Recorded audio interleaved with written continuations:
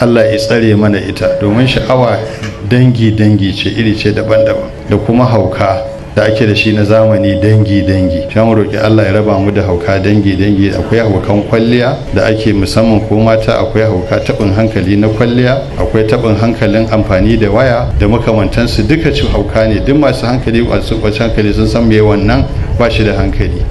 Da duk wanda zai je gaban kabarin annabi alaihi salamu baya ta annabin alaihi ta waya sai yake ɗau hoto, wannan gawar wanda yake turu ya fi shi, wanda yake turu ya fi wannan, don ko bai sama me yake. Amma wanda yake haukace yana da uzuri, amma shi ba shi da uzuri. To irin wayannan haukace-haukacen da ake da su na yanzu, wacce ta hada sabulu kamar kala 10 ta dake ta dinga wanka da shi, ka tabbatar ba ta da hankali, tabin hankali ne. Ta hada mai iri-iri kamar kala 10 ta shafa, akwai hawasul jamal.